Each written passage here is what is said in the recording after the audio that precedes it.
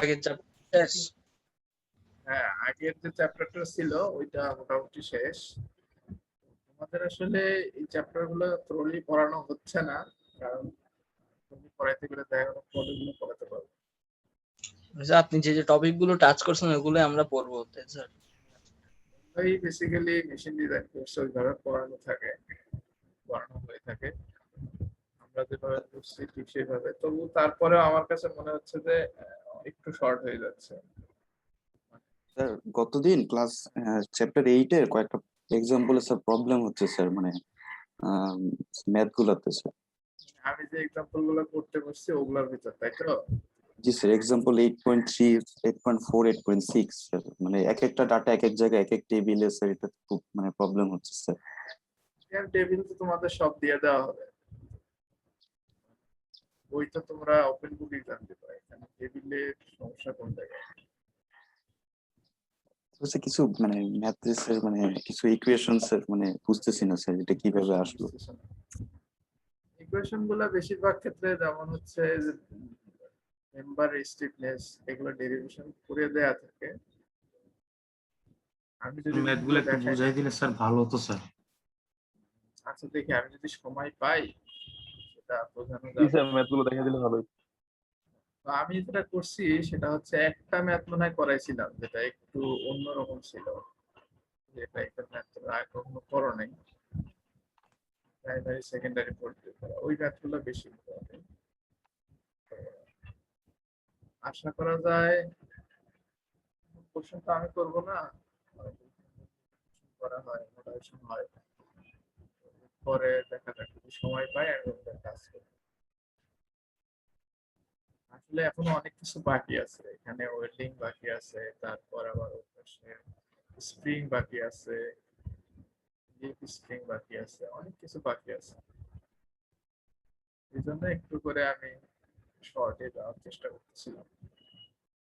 যাই হোক, কথা আজকে না বাড়াই, আমরা শুরু করে দিই। আজকের টপিকটা হচ্ছে চ্যাপ্টার 9 থেকে না,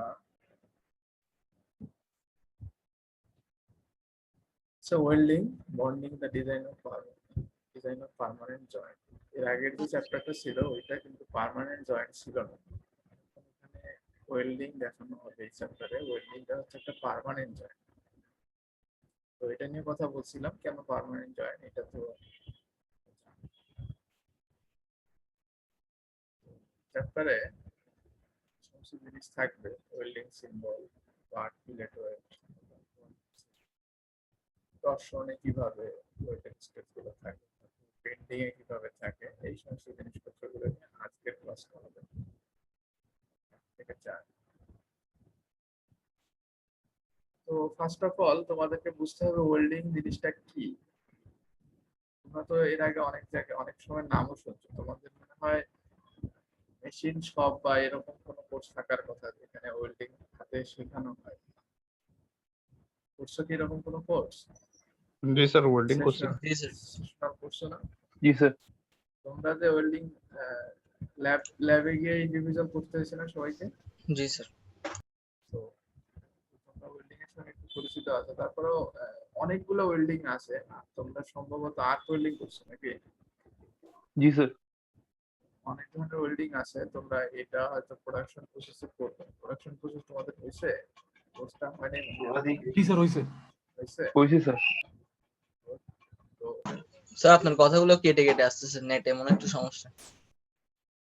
সবাই কি কেটে কেটে আমার কথা শুনতে পাচ্ছ? জি স্যার। জি স্যার, একটু স্লো মানে আওয়াজও। আচ্ছা, কিছু একটা একটু সমস্যা হতে পারে। আমি আসলে আজকে মডেম দিয়ে ইয়া করতেছি তো।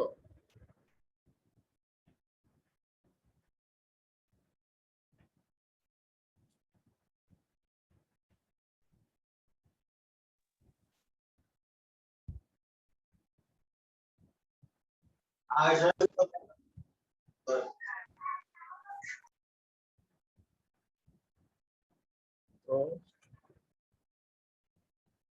ফার্স্টে দেখো ওয়েল্ডিং সিম্বল দেখানো আছে অনেকগুলা। এখানে সিম্বল গুলো আসলে আমরা ইউজ করি বিভিন্ন রকম ওয়েল্ডিং এর ক্ষেত্রে। এই ওয়েল্ডিং গুলো আমরা এখন দেখবো, এই সিম্বল গুলো ইউজ করা হয়। তো ওয়েল্ডিং গুলো আসলে কি রকম, যেমন এখানে দেখো ফার্স্ট একটা ওয়েল্ডিং দেখানো হচ্ছে, এটাকে বলা হয় ফিলেট ওয়েল্ডিং। এই ওয়েল্ডিংটা হচ্ছে ফিলেট ওয়েল্ডিং। এটাকে এইভাবে সিম্বল দিয়ে প্রকাশ করা হয়। এই সিম্বলটার মিনিং হচ্ছে যে দুই দিকে আছে, ট্রায়াঙ্গেল দুই দিকে, এর মানে হচ্ছে এইদিকেও আছে আবার এইদিকেও আছে। আবার এখানে দেখো এই যে ট্রায়াঙ্গেল যেটা আছে এটা এখানে আছে, এর পরের ট্রায়াঙ্গেলটা একটা সার্টেন ডিসটেন্স পরে আছে, এবং এখানে লেখা আছে 5, এখানে লেখা আছে 60, 60, তারপর হাইফেন দিয়ে 200 লেখা আছে। এর মিনিং কি? 5 মানে হচ্ছে এই যে এটার হাইটটা যে আছে, ওয়েল্ডিং এর হাইটটা এটা হচ্ছে 5 মিলিমিটার। এখানে 60 আর 200 যেটা লেখা আছে এটার মিনিং হচ্ছে এই যে এটার যে থিকনেস এটা হলো 60 মিলিমিটার, এবং একটা ওয়েল্ডিং থেকে আরেকটা ওয়েল্ডিং এর ডিসটেন্স হচ্ছে 200 মিলিমিটার। এগুলো হয়তো পরীক্ষায় ওইভাবে থাকবে না, কিন্তু তোমাদের ইঞ্জিনিয়ারিং অ্যাপ্লিকেশনের জন্য এই জিনিসপত্রগুলো জেনে রাখা ভালো। তারপর দেখো এখানে একটা ওয়েল্ডিং দেখানো হচ্ছে, এই ওয়েল্ডিংটা দেখো এখানে গোল করে দেওয়া হচ্ছে। গোল করে দেওয়া হচ্ছে মানে এটা হচ্ছে একটা পাইপ, এই পাইপের চতুর্দিকে এইভাবে ওয়েল্ডিং করা আছে, এই জন্য এখানে গোল করে দেওয়া আছে। এটা ক্রস সেকশন দেখলে এটা একটা ট্রায়াঙ্গুলার ক্রস সেকশনের মতো, এটাকে বলা হয় ফিলেট ওয়েল্ডিং, এই জন্য এখানে ট্রায়াঙ্গুলার। পাইপ মানে হচ্ছে এটা থিকনেস হলো পাইপ। এরপর দেখো আরো কিছু ওয়েল্ডিং আছে, যেমন এখানে দেখো একটা ওয়েল্ডিং দেওয়া আছে স্কোয়ার বার্ড ওয়েল্ড। ঠিক আছে, স্কোয়ার বার্ড ওয়েল্ড, স্কোয়ার বলতে বোঝানো হচ্ছে যে এইটা শেপটা হচ্ছে স্কোয়ার শেপের, যে আমাদের প্যারেন্ট ম্যাটেরিয়াল যেটা আছে এটা স্কোয়ার শেপের। বোথ সাইড বলতে বোঝানো হচ্ছে দুই দিকেই করা আছে। এটা কিন্তু বার্ড ওয়েল্ড হইলেও এটা কিন্তু ভি গ্রুপ, এরকম ভি আছে, এটা 60 ডিগ্রি অ্যাঙ্গেল এটা বলে দেওয়া আছে। তো এরকম ওয়েল্ডিং এর ক্ষেত্রে এইটাকে বলা হয় রুট, এটাকে বলা হয় ফেস, এগুলো হয়তো তোমরা জানো। এখানে দেখো ডাবল ভি আছে, এখানে এটা হলো বেভেল, সিঙ্গেল বেভেল, এটা ভি না, ভি এর মতো হলে এটা ভি না, একদিকে স্কয়ার আর একদিকে ভি টাইপ। এটাকে বলা হয় ট্রান্সভার্স ফিলেট।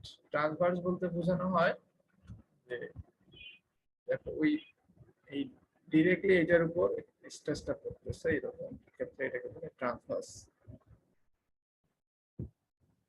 এরপর দেখো এরকম ওয়েল্ডিং এটাকে বলা হয় টি টি জয়েন্ট ওয়েল্ডিং, সেরকম এটাকে টি জয়েন্ট বলছে। এদিকে এগুলোকে বলা হচ্ছে ইউ এন্ড জে ওয়েল্ড, এটা হচ্ছে ইউ টাইপের জন্য এটাকে ইউ, এটা জে এর মতো দেখতে এই জন্য এটাকে বলা হচ্ছে জে। তারপর সি নম্বর এটাকে বলা হচ্ছে কর্নার ওয়েল্ড। এগুলো বেসিক্যালি কম দেখা যায়, অনেক এরকম ওয়েল্ডিং গুলো কম দেখা যায়, এটা হচ্ছে কর্নার ওয়েল্ড, এটা হচ্ছে যখন লোড অনেক কম হয় তখন এগুলো ইউজ করা হয় এরকম ওয়েল্ড। তো এই সিম্বল গুলো দেখে নিয়ে বুঝতে হবে যে আসলে কি ধরনের ওয়েল্ড আছে। তারপর এখানে দেখো টিপিক্যাল একটা বাট ওয়েল্ডিং দেখানো আছে, সেই বাট ওয়েল্ডিংটাতে এখানে দেখো প্রথমটাতে আছে টেনজাইল লোডিং, পরেরটাতে আছে শেয়ার লোডিং। জাস্ট দেখানো হয়েছে যে কিভাবে লোড গুলো থাকতে পারে। তো বেশিরভাগ অ্যাপ্লিকেশনে রিয়েল লাইফে এই বাট ওয়েল্ডিংটা থাকে, এখানে একটা ভি গ্রুপ করা থাকে, ভি গ্রুপ করে এর মাঝখানে দিয়ে আমরা ওয়েল্ডিং করতে পারি। এরকম করে ওয়েল্ডিং করলে উপরের যে সারফেসটা ক্রিয়েট হয় এটাকে বলা হয় ফেস, নিচের সারফেসটাকে বলা হয় রুট। ঠিক আছে,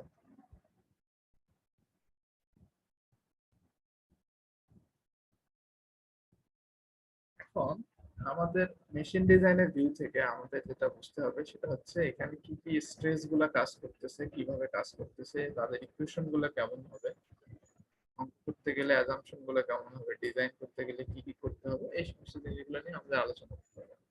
তো ফার্স্ট অফ অল দেখো stress in weld joint in torsion.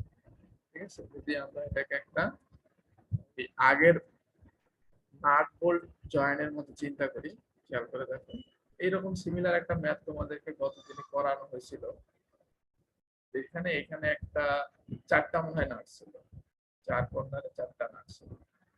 তো তো ঠিক সিমিলার এখানে ওই একই রকম, কিন্তু ওই নাট না রেখে আমরা এখানে ওয়েল্ডিং করে দিচ্ছি, উপরে ওয়েল্ডিং করে দিচ্ছি, নিচে ওয়েল্ডিং করে দিচ্ছি।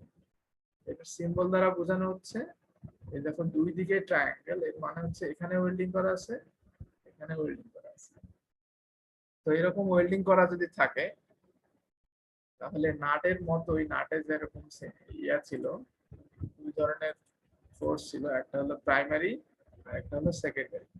প্রাইমারির জন্য যে ইয়াটা ছিল সেটা হচ্ছে প্রাইমারি শিয়ার স্ট্রেস, সেকেন্ডারি ফোর্সের জন্য যে স্ট্রেসটা ছিল এটা হচ্ছে সেকেন্ডারি শিয়ার স্ট্রেস।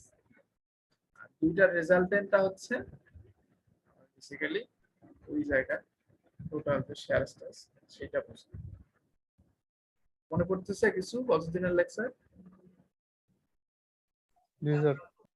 তো ওখানে ছিল হচ্ছে নাট বোল্ট, অনেকগুলো নাট ছিল, চারটা নাট, চার জায়গায় আমরা চিনতে পারছি। এখানে তো নাট নাই, এখানে পুরো জায়গাটাতে ওয়েল্ডিং করা আছে, এখানে এইটুকু জায়গায় ওয়েল্ডিং করা আছে আর এখানে এইটুকু জায়গায়। তো এটা তো আসলে পয়েন্ট আকারে চিন্তা করা যায় না, ঠিক আছে? আগেরটাতে যেমন আমরা চারটা পয়েন্ট আকারে চিন্তা করছি, এখানে আর পয়েন্ট আকারে চিন্তা করা যাবে না, এখানে পুরো জিনিসটাই আমাকে চিন্তা করতে হবে।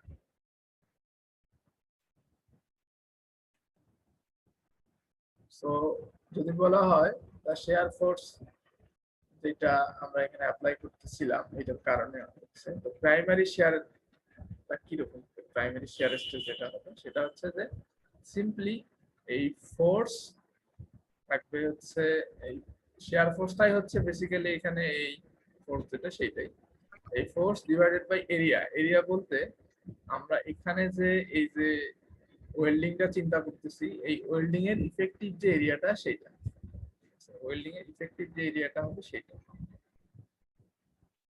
তো তোমরা বলতে পারো সেই ইফেক্টিভ এরিয়া কি, এইটা যে এরিয়া আছে সেইটা দিয়ে তো আমরা ক্যালকুলেশন করতে পারি। বেসিক্যালি এখানে যে এরিয়াটা আছে এইটা পুরোটা কাউন্ট করা হয় না, এর একটা অংশ কাউন্ট করা।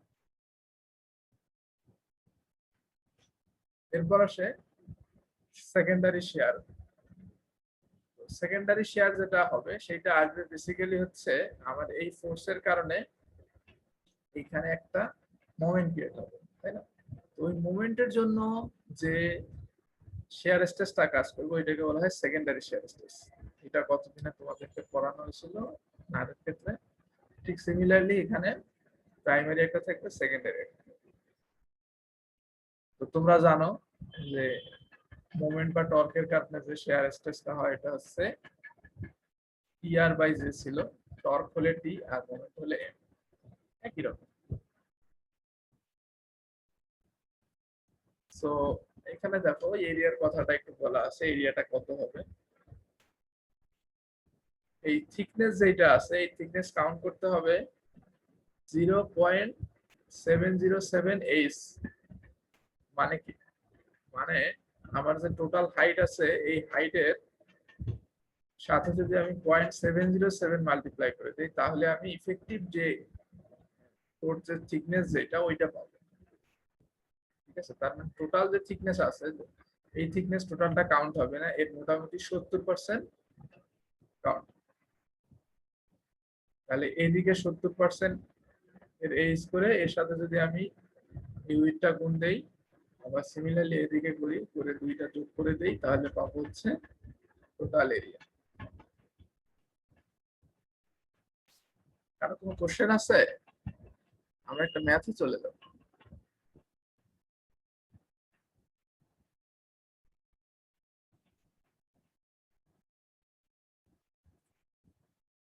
শুনতে পাচ্ছ আমাকে তোমরা? জি স্যার। তো এই স্লাইডটা কি বুঝতে পারছো?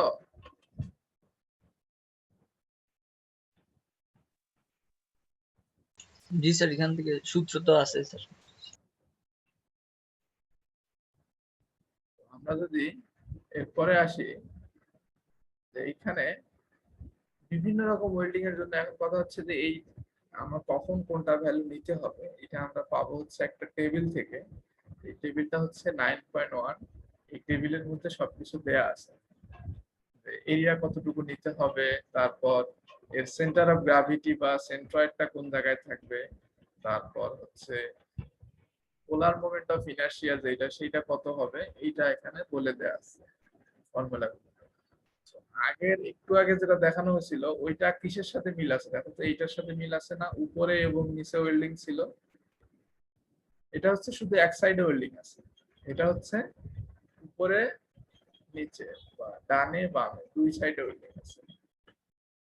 এটা দেখো এল শেপের একটা ওয়েল্ডিং, এটা ইউ শেপের একটা ওয়েল্ডিং। সো এরকম বিভিন্ন শেপের ওয়েল্ডিং থাকতে পারে। এখন আমাকে যেটা করতে হবে সেটা হলো আমার যেটা কন্ডিশনে আছে সেইটা অনুযায়ী ফর্মুলা গুলো আমার এখান থেকে চুজ করতে হবে। এখন এখানে সেন্টার অফ গ্র্যাভিটি বা সেন্ট্রয়েড এটা কেন প্রয়োজন? কতদিনে বলছিলাম কেন প্রয়োজন?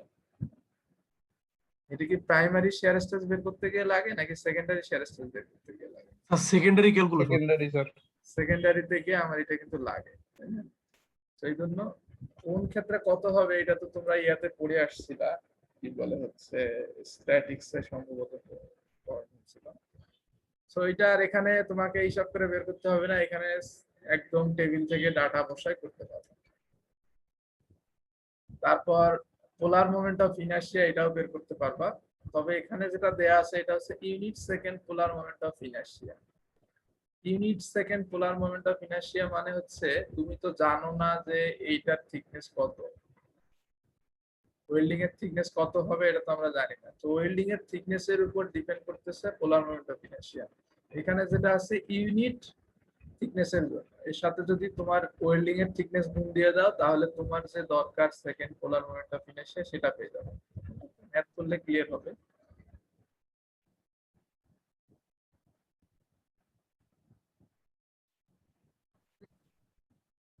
তো দেখো এখানে একটা ম্যাথ আছে, এই ম্যাথে দেখানো হচ্ছে যে এরকম একটা স্ট্রাকচার আছে, এটাতে 50 কিলো নিউটন একটা ফোর্স দেওয়া হচ্ছে। এখানে দেখো দুইটা ভিউ দেওয়া আছে, দুইটা কিন্তু আলাদা আলাদা জিনিস না, দুইটা একই স্ট্রাকচারের, একটা হচ্ছে লেফট হ্যান্ড সাইড ভিউ, একটা হচ্ছে ফ্রন্ট। তো এখানে 50 কিলো নিউটন ফোর্স দেওয়া হচ্ছে। এখানে দেখো ওয়েল্ডিং করা আছে কোন জায়গাতে, ওয়েল্ডিং করা আছে এখানে এবং এখানে, মানে এই সাইডে ওয়েল্ডিং আছে, এই সাইডে ওয়েল্ডিং আছে।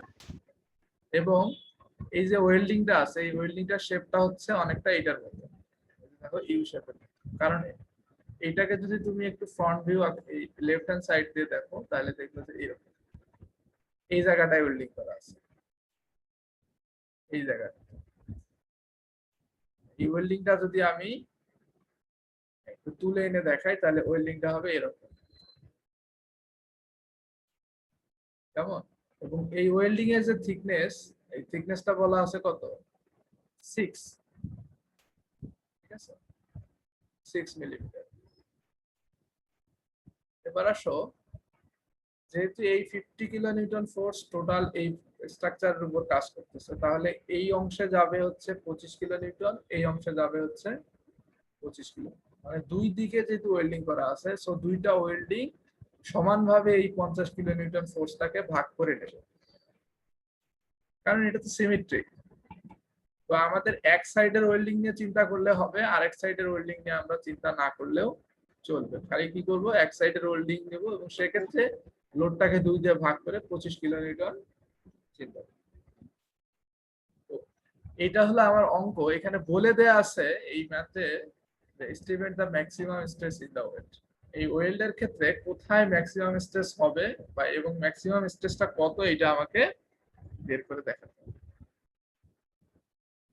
তো এইটুকু বুঝতে পারলা কিনা? প্রবলেমটা বুঝতে পারলে অঙ্ক করতে খুব একটা, সলভ করতে খুব একটা বেগ পেতে হবে না।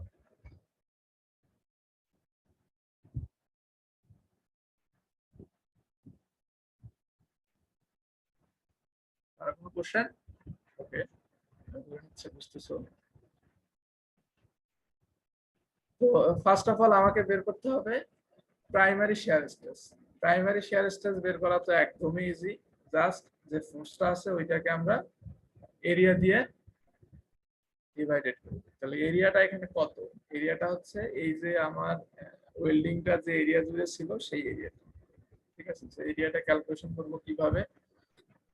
একটু আগে তোমাদেরকে দেখাইলাম টেবিল 9.1, তোমরা যদি টেবিল 9.1 একটু যাও, এইরকম কেসের জন্য কিরকম এরিয়া হবে সেটা একটু যদি আমরা দেখি।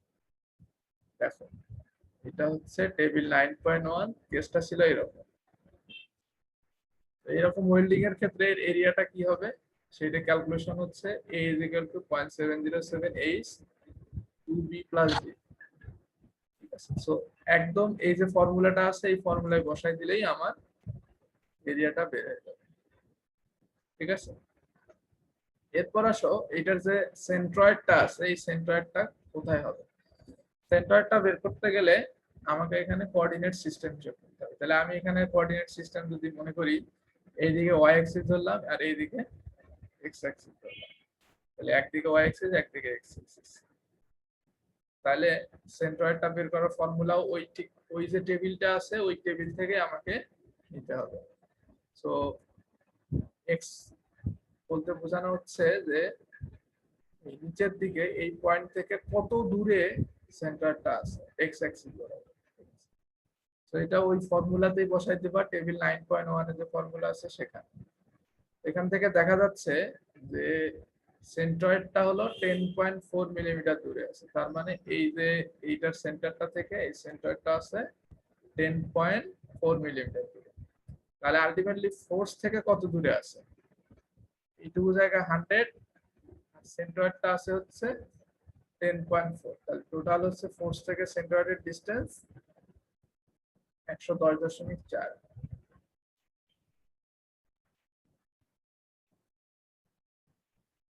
এরপর আসো এই সেন্ট্রয়েড থেকে এই ডিসটেন্স গুলো লাগে আমাদের, প্রত্যেকটা কর্নার পয়েন্টের সেন্ট্রয়েড থেকে ডিসটেন্স লাগে।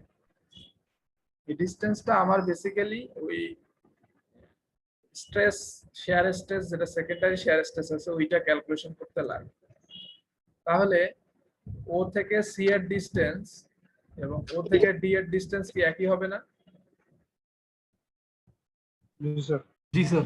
সিমেট্রিক। আবার ও থেকে বি এর ডিসটেন্স ও থেকে এ এর ডিসটেন্সও সেম হবে। তাহলে আমরা এই ডিসটেন্স গুলো বের করব কি দিয়ে? জাস্ট সিম্পলি পিথাগোরাসের সূত্র অ্যাপ্লাই করে বের করতে পারবা তো?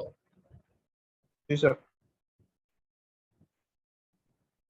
এরপর আসো আমরা যদি একটু আঁকাই শেয়ার স্ট্রেস গুলা, প্রাইমারি এবং সেকেন্ডারি শেয়ার স্ট্রেস। আমরা যেহেতু সেন্ট্রয়েডটা বের করছি, সেন্ট্রয়েডটা ওই ফর্মুলা দিয়ে বের করছি, তাহলে প্রাইমারি এবং কি বলে হচ্ছে সেকেন্ডারি এই দুইটা শেয়ার স্ট্রেস যদি আমি বের করতে পারি তাহলে আমার অঙ্কটা হয়ে যাবে। তাহলে প্রাইমারি শেয়ার স্ট্রেসের ডিরেকশন কোন দিকে হবে, সেকেন্ডারি শেয়ার স্ট্রেসের ডিরেকশন কোন দিকে হবে, এটা বের করতে হবে। তো এটা বের করতে গেলে একটু যদি তোমাদেরকে দেখাই আমি, দেখো এটা ফোর্সটা ছিল হচ্ছে এইদিকে 25 কিলোমিটার। তাহলে ও পয়েন্টে রিঅ্যাকশন ফোর্সটা কোন দিকে থাকবে, এটা যেই দিকে আছে তার একদম অপোজিট ডিরেকশনে থাকবে না। তো এটা যদি 25 কিলোনিউটন হয় এটাও হবে 25 কিলোমিটার, তাই না?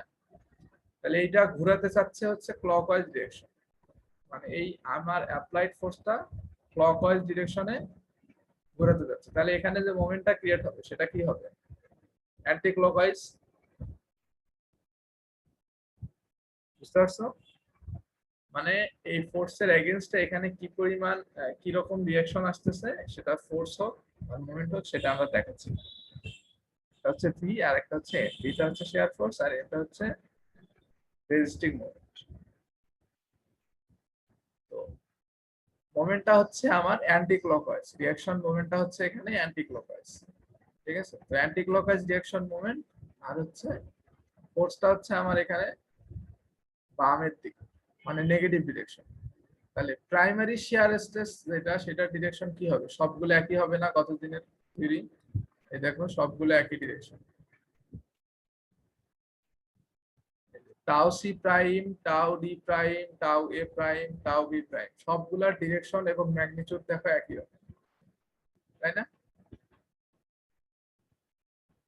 এরপর এটা প্রাইমারি পর সেকেন্ডারি, যেটা সেকেন্ডারি ক্ষেত্রে ডাবল প্রাইম ইউজ করি আমরা। তাহলে সেকেন্ডারি ডিরেকশনটা কিভাবে মেজার করি, কিভাবে ডিনোট করি, সেটা হচ্ছে যে পয়েন্টটা দুইটা কানেক্ট করব, করার পর এখানে একটা লম্ব আঁকাবো।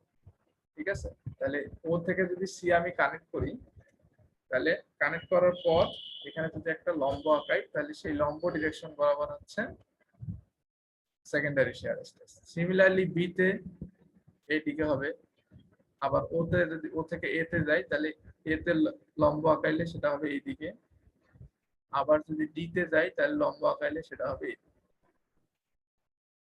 তো সবগুলাই দেখো কাউন্টার ক্লকওয়াইজ, ঠিক আছে, কারণ এখানে যে রেজিস্টিং মোমেন্টটা ছিল এটা হচ্ছে কাউন্টার ক্লকওয়াইজ, সবগুলোর ক্ষেত্রে কাউন্টার ক্লকওয়াইজ আঁকা হয়েছে। তো এখানে একটু কনফিউজড হয়ে যেতে পারো তোমরা, কারণ গতদিনের যে প্রবলেমটা ছিল ওইখানে কিন্তু রেজিস্টিং মোমেন্টটা নেওয়া হয় নাই, ওখানে যে অ্যাক্টিং মোমেন্ট ছিল সেইটাই নেওয়া হয়েছে। তো কেউ চাইলে রেজিস্টিং মোমেন্টটাও নিতে পারে অথবা অ্যাক্টিং মোমেন্টটাও নিতে পারে। তো এখানে রেজিস্টিভ মোমেন্টটা নেওয়ার কারণে এটা কাউন্টার ক্লকওয়াইজ হচ্ছে, অ্যাক্টিং যে মোমেন্টটা আছে ওইটা নিলে ক্লকওয়াইজ হতো। তো ক্লকওয়াইজ হলে ডিরেকশন গুলো কেমন হতো, তখন এটা এইদিকে না হয়ে এটা হতো এইদিকে, আর এটা নিচের দিকে না হয়ে এটা হতো উপরের দিকে। মানে এখানে যে জিনিসটা আছে এইটাই জাস্ট শিফট হয়ে উপরে যাইতো, সবকিছু একই রকম দেখাইতো, ঠিক আছে। সো তুমি এখানে রেজিস্টিভ মোমেন্টটাও নিতে পারো, আবার চাইলে অ্যাক্টিং মোমেন্টটাও নিতে পারো। এইটুকু বুঝতে পারছো? জি স্যার। এই ডিরেকশন গুলো বোঝা কিন্তু অনেক ইম্পর্টেন্ট। এখান থেকে একটা ম্যাথ আমি যেটা করাচ্ছি এইরকম বা এইটা ম্যাথ আসার চান্স অনেক অনেক বেশি, বা এই টাইপেরই ম্যাথ। এটা খুবই ইম্পর্টেন্ট একটা থিওরি, থিওরি না তো মানে বেসিক থিওরি তো এখানে কিছুই নেই। সো আমি যদি স্যার এই এবার, ফিগার গুলো আঁকতে হয় না স্যার? হ্যাঁ ফিগার অবশ্যই আঁকতে হবে, তা না আঁকলে তুমি এই ডিরেকশন গুলো পাবা কিভাবে, তুমি অ্যাঙ্গেল গুলো বের করতে পারবে না। সো সেকেন্ডারি শিয়ার স্ট্রেস এর ফর্মুলা কি, যেটা জানি আমরা আগে থেকে, সেকেন্ডারি শিয়ার স্ট্রেস এর ফর্মুলা এমআর বাই সে, ঠিক আছে। তাহলে এ তে এবং বি তে দেখো, এ এবং বি এই দুটো সিমেট্রিক, দেখো এ এবং বি এর যে সামুদ্রিকটা হয়েছে এই দুইটা শেয়ার স্ট্রেসের কারণে একই রকম সামুদ্রিক, আবার সি এবং ডি তে দেখো একই রকম সামুদ্রিক হচ্ছে, ঠিক আছে। সো আমি যদি দুইটাকে সিমেট্রিক মনে করি এই সাইড এই সাইড, তাহলে জাস্ট দুইটা বের করলে হবে, একটা এ তে একটা সি তে, তাহলে অটোমেটিক বি এবং ডি বের হয়ে। তো এখানে এম আর বাই জে করে আমি ফর্মুলা বসাই দিয়ে বের করবো। তাহলে এখন কথা হচ্ছে এমটা কি জিনিস, এম হচ্ছে মোমেন্ট, মোমেন্ট হচ্ছে ফোর্স থেকে এই সেন্টারের ডিসটেন্স। তাহলে ফোর্স থেকে সেন্টারের ডিসটেন্স যদি আমি মেজার করি তাহলে সেটা হবে হচ্ছে এইটুকু ছিল 100 আর এইটুকু ছিল 10.4, আর ফোর্সটা ছিল হচ্ছে 25 কিলোমিটার। তো আমি যদি এখান থেকে এটা বসাই দিই তাহলে হবে 2760 নিউটন। এটা হচ্ছে মোমেন্ট। এরপর আর আরটা কি জিনিস, আর হচ্ছে এই সেন্টার থেকে প্রত্যেকটা পয়েন্টের ডিসটেন্স। তাহলে যখন এ এবং বি নেব, এ এবং বি নেব, তাহলে এ হচ্ছে এখানে, বি হচ্ছে এখানে, দুইটারই ডিসটেন্স কিন্তু সেন্টার থেকে সেম, যার কারণে আমি এটা একই করতে পারছি। এরপর জে, জে ক্যালকুলেশনটা কিভাবে করব, এইটাও টেবিল 9.1, ওখানে ডিরেক্ট যে ফর্মুলাটা দেয়া আছে ওই ফর্মুলায় বসাবো, ঠিক আছে। ফর্মুলায় ছিল এইটুকু, তাহলে বাকি এইটুকু আসলো কই থেকে, এটা ছিল unit polar moment of inertia, আর এটা হচ্ছে আমার ওয়েল্ডিং এর থিকনেস।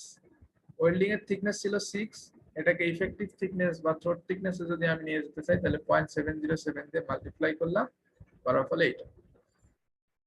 তাহলে ইউনিট পোলার মোমেন্টকে আমি মাল্টিপ্লাই করে দিলাম আমার থিকনেস, তাহলে আমার যে ডিজায়ার্ড যে পোলার মোমেন্ট অফ ইনার্শিয়া সেটা পাইলাম এটা। বুঝতে পারতেছো তোমরা? তাহলে এটা জাস্ট এখানে বসায় দেওয়া হচ্ছে, তাহলে এম পাইলাম, আর পাইলাম, জে পাইলাম, সবগুলো যদি এখানে বসাই দিই তাহলে আমি এই সেকেন্ডারি শিয়ার স্ট্রেসটা পাবো। এই দুইটা পয়েন্টের ক্ষেত্রে জাস্ট একটাই তফাৎ, সেটা হলো এই ডিসটেন্স। এইটার ক্ষেত্রে ডিসটেন্স একরকম, এইটার ক্ষেত্রে ডিসটেন্স একরকম, মানে এই আর সেন্টার থেকে এই পয়েন্টগুলোর ডিসটেন্স যেহেতু প্রত্যেকটার জন্য আলাদা আলাদা, এই জন্য দেখো এটাও আলাদা আলাদা আসছে সেকেন্ডারি শিয়ার স্ট্রেস। তো এখানে কিন্তু আমরা মুখেই বলে দিতে পারতেছি যে যেহেতু সবগুলার জন্য এম সেম জে সেম, তার মানে আর যেটার বেশি হবে সেই জায়গাতেই exactly primary sorry secondary shear stress যেটা সেটা বেশি হবে। তাহলে এই সেন্ট্রয়েড থেকে সবচেয়ে দূরের পয়েন্ট কোনটা? বি এবং এ, যার কারণে এই জায়গাতে সেকেন্ডারি শিয়ার স্ট্রেসটা বেশি।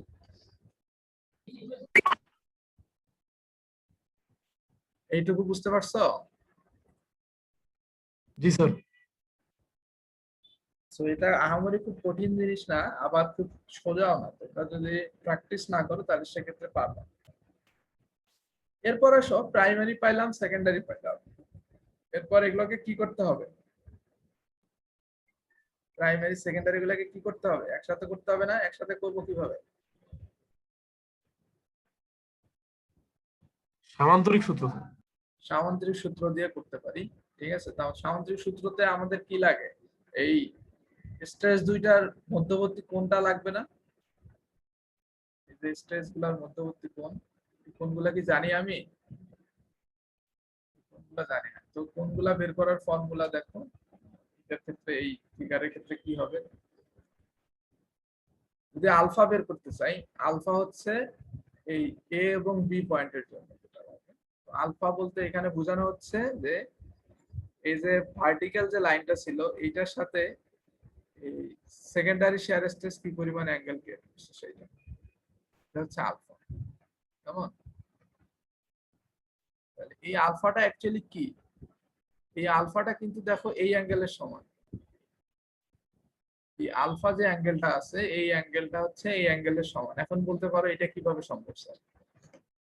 যদি ও পয়েন্টটা এখানে হতো, খেয়াল করে দেখো, এটা বুঝতে হবে, যদি ও পয়েন্টটা এখানে না হয়ে এখানে হতো, আলফা কত হতো?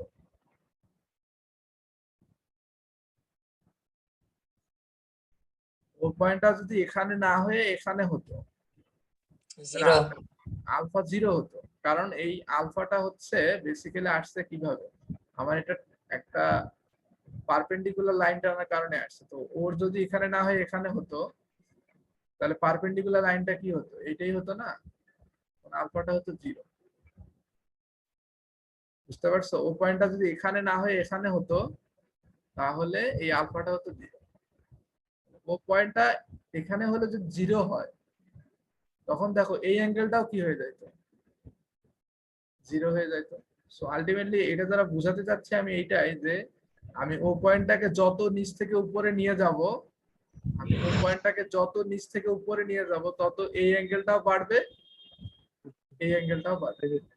তার মানে এইটা এবং এইটা একই অ্যাঙ্গেল। এখানে ঠিক যতটুকু তুমি বাড়াবা এই আলফাটাও ঠিক ততটুকু বাড়বে।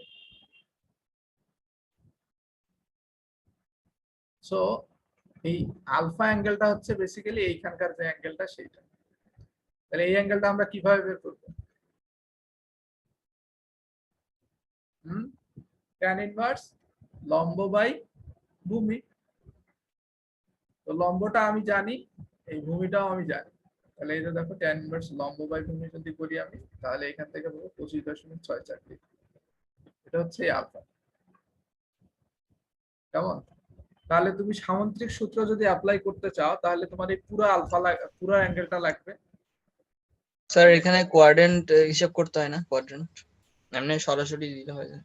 হ্যাঁ হ্যাঁ, এখানে কোয়াড্রেন্ট লাগবে না, কোয়াড্রেন্ট লাগবে না সরাসরি। তাহলে তুমি যদি সামন্ত্রিক সূত্রে অ্যাপ্লাই করতে চাও, যেটা তুমি ইন্টারমিডিয়েটে শিখছো বা অনেক জায়গাতে ইয়াতে অ্যাপ্লাই করা হচ্ছে, তাহলে কি করতে হবে? টোটাল অ্যাঙ্গেলটা নিতে হবে। ফর্মুলা কি ছিল? P square plus Q square plus 2pq কত আলফা ছিল না? Yes sir. তার উপর রুট ওভার ছিল, তাই না? সো এটা অ্যাপ্লাই করে তুমি এখানে এই দুটার রেজাল্টেন্ট যেটা সেটা বের করতে পারো। তাহলে এটা রেজাল্টেন্ট বের করলে এইটাই যেহেতু এইটার প্রতিচ্ছবি মানে একই রকম, তাহলে এইটা বের করলে অটোমেটিক এটা বের হয়ে যাবে। এবার আসি ডি পয়েন্টে। ডি পয়েন্টের জন্য আমার এখানে যে অ্যাঙ্গেল ক্রিয়েট হয়েছে ভার্টিক্যালের সাথে, এটা হচ্ছে বিটা। তাহলে এই বিটা অ্যাঙ্গেলটা বের করতে হবে। সো সিমিলারলি বিটা অ্যাঙ্গেল বের করার জন্য যদি চিন্তা করো মনে মনে, ও পয়েন্টটা যদি একদম উপরে হতো, ও পয়েন্টটা এখানে না হয়ে যদি এই ওয়েল্ডিং এর উপর হতো, তাহলে বিটা অ্যাঙ্গেলটা হতো 0 ডিগ্রি। ঠিক আছে, ও পয়েন্টটা এখানে না হয়ে এখানে হলে আমি যদি এখানে একটা ভার্টিক্যাল লাইন টানতাম তাহলে বিটা অ্যাঙ্গেলটা হতো 0। তো ও পয়েন্টটাকে যত আমি উপর থেকে নিচের দিকে নামাবো টেনে, তত এই অ্যাঙ্গেলটা বাড়তে থাকবে। সিমিলারলি এই দিকেও এই অ্যাঙ্গেলটা বাড়তে থাকবে। সো এই অ্যাঙ্গেলটা ইজিক্যাল টু আমি বলতে পারবো এখানকার বিটা। এখানকার এই চিপার যে অ্যাঙ্গেলটা আছে এই অ্যাঙ্গেলটা আর এখানকার বিটা অ্যাঙ্গেল একই। তাহলে এখানকার চিপার যে অ্যাঙ্গেলটা এটা বের করতে গেলে কি করতে হবে? সিমিলারলি ট্যান ইনভার্স লম্ব বাই ভূমি। লম্ব হচ্ছে এইটুকু 10.4 এবং ভূমি হচ্ছে আগের মতোই 95। এইভাবে আমি এখান থেকে বিটা বের করব। তাহলে বিটা যদি বের করি তাহলে এই দুইটা স্ট্রেসের মধ্যবর্তী কোণ বের করতে পারবো না, 90 ডিগ্রি থেকে বাদ দিতে হবে, দিলে এই দুটার মধ্যবর্তী কোণটা পাবো। এখানে আবার সামুদ্রিক সূত্রে অ্যাপ্লাই করলে তুমি রেজাল্টেন্ট যে স্ট্রেসটা সেটা পাবে।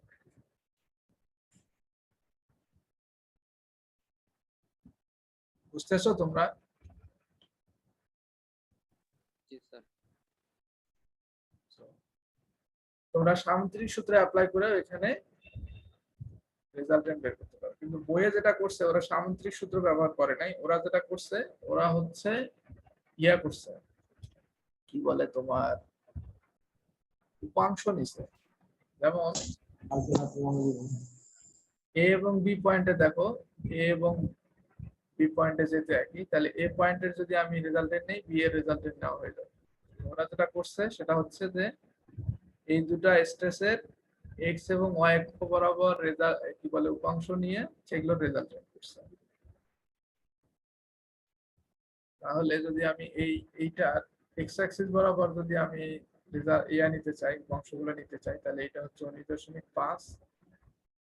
এইটার যে এক্স অ্যাক্সিস বরাবর উপাংশ থাকবে সেটা হবে নেগেটিভ, সেটা হবে এটা। আবার যদি এইটার ওয়াই অ্যাক্সিস বরাবর উপাংশ নিতে চাই, এটার তো কোনো উপাংশ থাকবে না, শুধু এইটার উপাংশটাই থাকবে। তো এটার ওয়াই অ্যাক্সিস বরাবর উপাংশ হবে হচ্ছে tau A double prime cos alpha. এরপর দুইটা উপাংশের রেজাল্টেন্ট করা আছে, যেহেতু একটা এইদিকে একটা এইদিকে হবে, তখন সেক্ষেত্রে জাস্ট সিম্পলি পিথাগোরাস অ্যাপ্লাই করলেই হবে। তোমরা এটা সামুদ্রিক সূত্র দিয়েও করতে পারো, এইভাবে উপাংশ করে নিয়ে সেগুলোর রেজাল্টেন্টও করতে পারো। যেইটাই করো না কেন তোমার একই রেজাল্ট আসবে।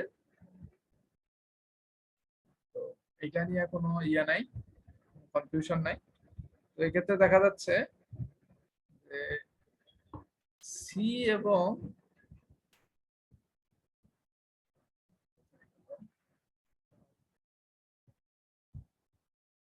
তাও এবি তে দেখো আসতেছে 37.0 মেগাপাস্কেল, আর হচ্ছে টাও সিডি তে আসতেছে হচ্ছে 43.9। তো ম্যাক্সিমাম শেয়ার স্ট্রেসটা হবে টাও সি, সি এবং ডি পয়েন্টের যে কোনো একটা কাউন্ট করলেই হবে, সবগুলাতে হবে 43.9 মেগাপাস্কেল। তো আমার যদি কখনো এটা ফেল করে তাহলে আমাকে চিন্তা করতে হবে সি এবং ডি পয়েন্টে ফেল করতে পারে।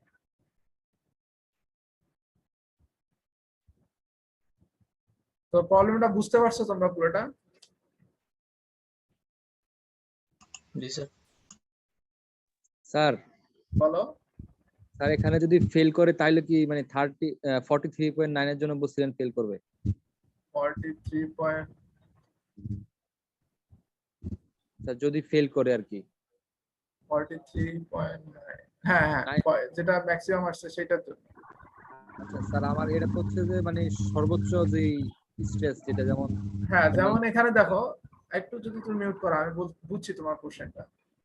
প্রাইমারি শেয়ার স্ট্রেসের হিসাব ছাড়া আমি যখন সেকেন্ডারি শেয়ার স্ট্রেস দেখতেছি, সেকেন্ডারি শেয়ার স্ট্রেস কিন্তু দেখো এ এবং বি তে বেশি, এ এবং বি তে বেশি, কারণ হচ্ছে এখানে আর বেশি।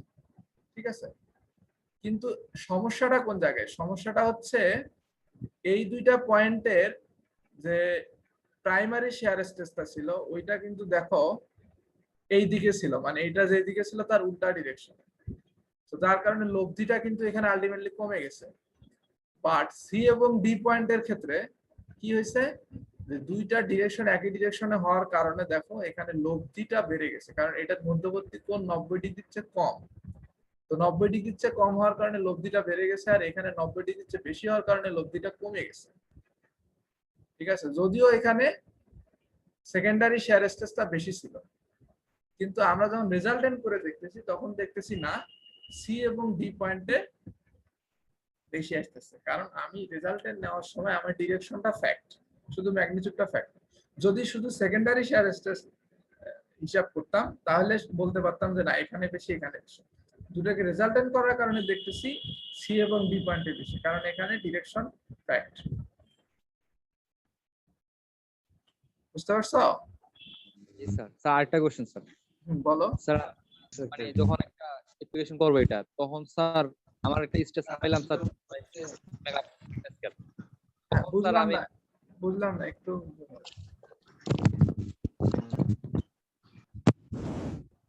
মনে করে 40 মেগাপ্যাসকেল, তখন স্যার এই যে এ পয়েন্ট এবং বি পয়েন্টে 37 মেগাপিক্সেল স্যার ম্যাক্সিমাম, তখন কি স্যার 40 এর জন্য স্যার এ পয়েন্ট বি পয়েন্টে ফিল করবে না? 40 এর জন্য বুঝলাম না তোমার প্রশ্নটা কি বললা, আরেকবার যদি একটু বলো। স্যার আমার স্ট্রেসের মান পাইলাম স্যার 40 মেগাপ্যাসকেল, তখন কোথায়? স্যার যদি কোথায়?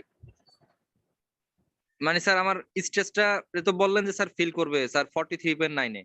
হ্যাঁ, আমার এটা স্ট্রেস এটা পাইলা 40, তাই তো? হ্যাঁ স্যার, আমি একটা স্যার আরবিট্রারি স্যার এই যে 40 মেগাপিক্সেল পাই, হুম। তাহলে স্যার এই যে এই পয়েন্টে তো ম্যাক্সিমাম 37 মেগাপিক্সেল, তাহলে কি স্যার 40 এর জন্য এই পয়েন্টে ফিল করবে না? আমাকে যেটা চিন্তা করতে হবে, রেজাল্টেন্ট করার পর যেটা হলো সেইটার হিসাব করতে হবে। বুঝতে পারছো? রেজাল্টেন্ট করার পর যেটা হলো সেইটার হিসাবটা করতে হবে, সেইটার জন্য ফেল করতেছে কি করতেছে না এটা হিসাব করতে হবে।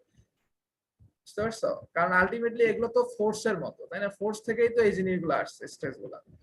তাহলে এখানে দেখা যাচ্ছে তুমি ধরো যে যদি এগুলোকে ফোর্সের মতো চিন্তা করো, তাহলে এখানে যে ফোর্স দিচ্ছে একটা এইদিকে একটা এইদিকে, আলটিমেটলি রেজাল্টেন্টটা কোনটা বা কোন দিকে এটাই হলো ফ্যাক্ট। ঠিক আছে? জি স্যার, বুঝছি। রেজাল্টেন্টটা আলটিমেটলি কোনটা সেইটাই হলো ফ্যাক্ট, এখানে ইন্ডিভিজুয়ালি কোনটা কত এটা ফ্যাক্ট। বুঝছো? আমি তোমাদেরকে এটা তখন এই জন্য বলতেছিলাম যে এখানে বোঝা যাচ্ছে যে বি এবং এ পয়েন্টের এখানে প্রাইমারি সেকেন্ডারি শেয়ার স্ট্রেসটা বেশি হবে, কারণ এগুলোর ডিসটেন্স হলো ইয়া থেকে বেশি। বাট আমি তখনও বলতে পারতেছি না যে এখানে ফেল করবে, কারণ আমি তখনও দুইটা শেয়ার স্ট্রেস একসাথে লব্ধি করি নাই বা রেজাল্টেন্ট করি নাই। সো আমাকে আলটিমেটলি দেখতে হবে রেজাল্টেন্ট করার ফলে যেটা আসে সেইটা কত, এবং সেইটার কারণেই ফেল করার চান্স থাকে। এখন একটা কোশ্চেন তোমরা করতে পারতা যে এখানে তো অনেকগুলো পয়েন্ট আছে স্যার, আমরা কেন শুধুমাত্র এই কৌণিক পয়েন্ট গুলো নিলাম? এটা তো ওয়েল্ডিং, এটা তো নাট বোল্ট জয়েন্ট না যে 4টা পয়েন্টে আমার 4টা নাট আছে, এরকম না, এখানে অনেকগুলা পয়েন্ট আছে। ঠিক আছে, অনেকগুলা পয়েন্ট আছে, তুমি যদি ক্যালকুলেশন করো ইন্ডিভিজুয়ালি প্রত্যেকটা পয়েন্ট, দেখবা এই কৌণিক পয়েন্ট গুলাতেই হয় ম্যাক্সিমাম হবে নয় মিনিমাম হবে। তোমরা যোগাশ্রী প্রোগ্রাম করছো? জি স্যার, ইন্টারে করছিল। ইন্টারে করছিলা তো, ওখানে কি মনে পড়ে তোমাদের যে যে কৌণিক পয়েন্ট গুলো থাকে সেগুলোতেই ম্যাক্সিমাম মিনিমাম থাকে সব সময়? তো ঠিক সিমিলারলি এখানে ওয়েল্ডিং এর ক্ষেত্রে প্রত্যেকটা পয়েন্টই আমার হিসাব করা দরকার ছিল, কিন্তু শুধুমাত্র কৌণিক পয়েন্ট গুলো হিসাব করছে এই কারণে এই পয়েন্ট গুলোতেই ম্যাক্সিমাম মিনিমাম থাকে। ওকে, আশা করি তোমরা বুঝতে পারছো আমরা কৌণিক পয়েন্ট গুলো কেন হিসাব করছি। এখানে মিডলের পয়েন্ট গুলো কিন্তু হিসাব করা যেত, কারণ এগুলোতেও স্ট্রেস আছে। শুধু এমন না যে আমি কৌণিক পয়েন্ট গুলো দেখাইছি জন্য কৌণিক পয়েন্ট গুলোতেই শেয়ার স্ট্রেস আছে, বিষয়টা এমন না, সবগুলা পয়েন্টেই স্ট্রেস আছে। সো কৌণিক পয়েন্টে বেশি হওয়ার চান্স আছে বা কম হওয়ার চান্স, তো আমাদের বেশিটাই বের করতে হবে, এই জন্য এটা করা। তো এরকম যদি কোনো প্রবলেম থাকে শুধুমাত্র কৌণিক যে পয়েন্ট গুলো আছে এই পয়েন্ট গুলাতে বের করবা, আগে ইন্ডিভিজুয়ালি প্রাইমারি স্ট্রেস বের করবা, তারপর সেকেন্ডারি শেয়ার স্ট্রেস বের করবা, এরপর রেজাল্ট বের করবা। আশা করি তোমরা বুঝতে পারছো, তাই না? জি স্যার। আমরা একটু পরের স্লাইডে যাই। কয়টা বাজে? তোমাদের ক্লাস আছে নাকি এরপর? জি স্যার, 11টা থেকে। 11টা থেকে আসো, 10 মিনিটের মধ্যে শেষ করে দেবো। তো এটা একটা ম্যাথ গেল।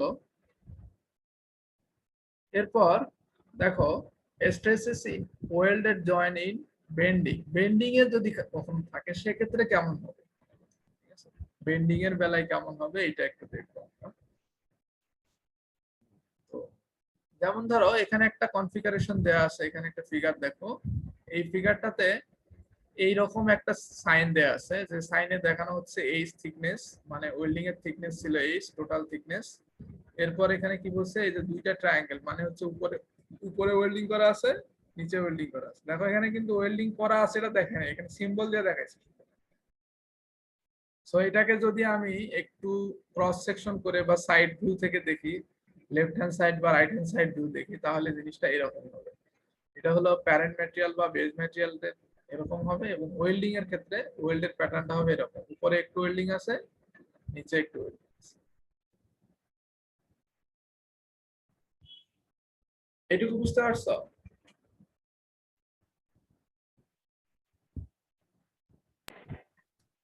এই রেসপন্স করো। জি স্যার। এরপর আসি যে প্রাইমারি যে শেয়ার স্ট্রেসটা থাকবে সেটা কোন ডিরেকশন বরাবর থাকবে। যেহেতু ফোর্সটা এইদিকে, আমি যদি এখানে ওই ফোর্সের মতো করে চিন্তা করি, তাহলে প্রাইমারিটা থাকবে এই ডিরেকশন বরাবর, এবং সেইটা হবে shear force divided by area. তাহলে শেয়ার ফোর্সটা হচ্ছে এই এফ, এই এরিয়াটা কোনটা, এই যে এরিয়াটা সেইটা, এটা হলো এখানে টোটাল থিকনেসটা দেওয়া আছে, আমাকে এখানে ইফেক্টিভ থিকনেসটা নিতে হবে। এটা নিব কোন জায়গা থেকে, ওই 9.1 যে ফিগারটা আছে ওখান থেকে। এরপর আসলে সেকেন্ডারি যেটা, সেইটা কি হবে, সেকেন্ডারিটা একটু এখানে বুঝতে হবে।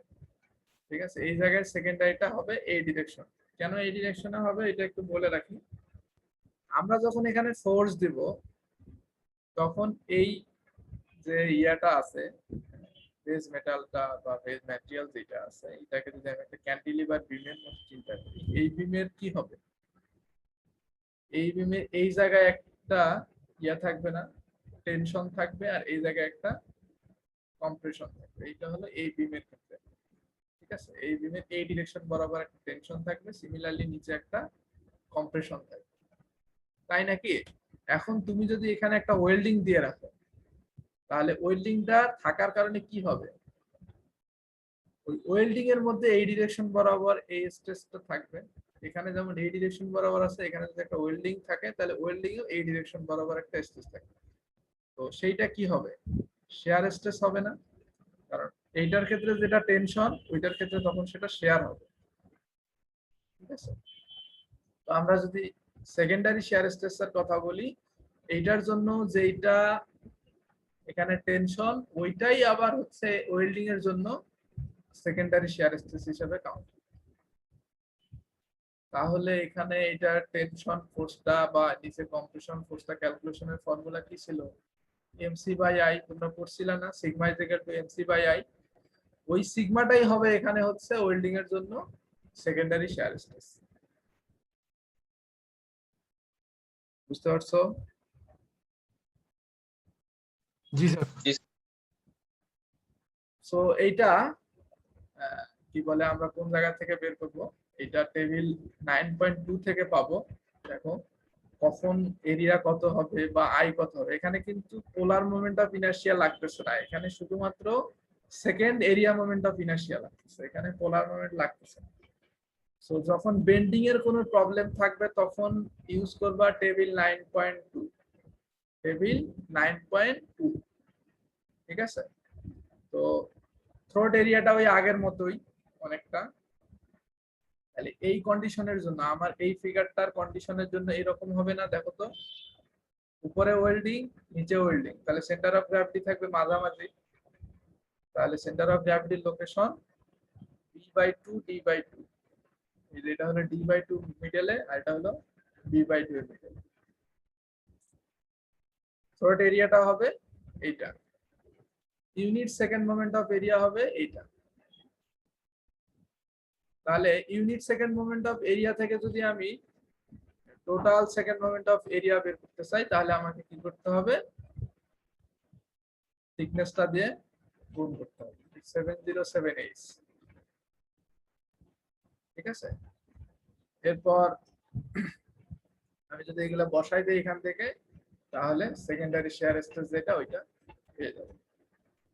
এখন প্রাইমারি শেয়ার স্ট্রেস এবং সেকেন্ডারি শেয়ার স্ট্রেসের ডিরেকশনটা এখানে কি রকম বলো তো?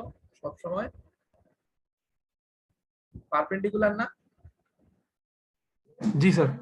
তাহলে যদি পারপেন্ডিকুলার হয় তাহলে সেক্ষেত্রে রেজাল্টেন্ট বের করা একদম ইজি না? আর দুইটা রুট করে স্কোয়ার করে দিলে হবে। রুট করে স্কয়ার করে দিও, স্কয়ার করে রুট করে দিও, রুট করে স্কয়ার। ঠিক আছে?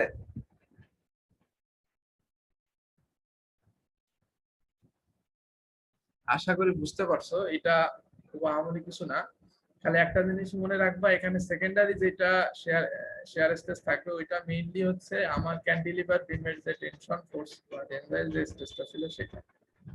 তো উপরে নিচে সেম, উপরে টেনশন আর নিচে কম্প্রেশন, বাট ওয়েল্ডিং এর ক্ষেত্রে উপরে হচ্ছে শেয়ার, নিচেও শেয়ার। তো আশা করি তোমরা এইটা বুঝতে পারছো। এইটার একটা প্রবলেম আছে, এই প্রবলেমটা হচ্ছে 9.4। এইটারই সিমিলার আমি যে থিওরিটার পড়াইলাম এইটারই একটা প্রবলেম 9.4। তোমরা এটা একটু সলভ করে দিবা। ডিফিকাল্ট যে প্রবলেমটা ছিল ওইটা আমি সলভ করে দিয়েছি তোমাদের, এটা বইয়েও সলভ করা আছে। তোমাদের কোনো কোশ্চেন থাকলেও করতে পারো আমাকে, না থাকলে আমি ক্লাসটা এখানে শেষ করে দিচ্ছি।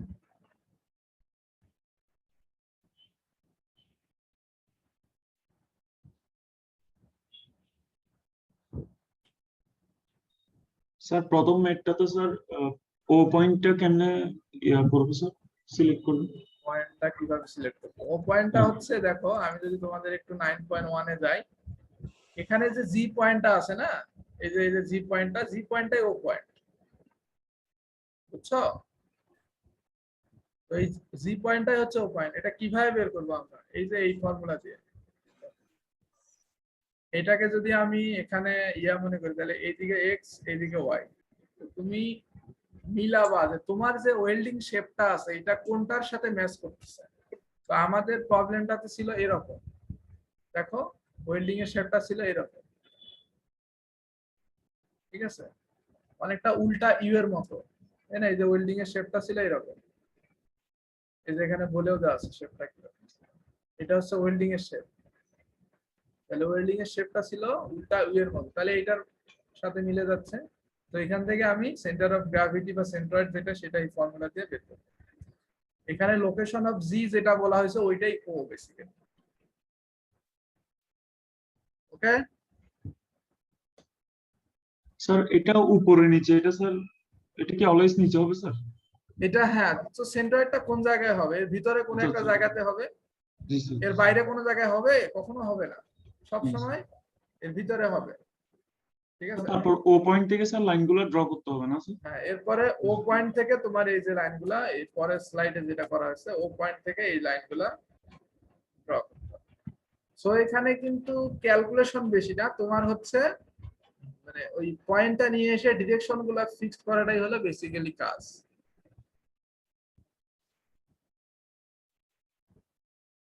সো যেহেতু 11টা বেজে গেছে আমি এটা শেষ করে দিচ্ছি, তোমাদের আরেকটা ক্লাস আছে তাই না? Yes, sir.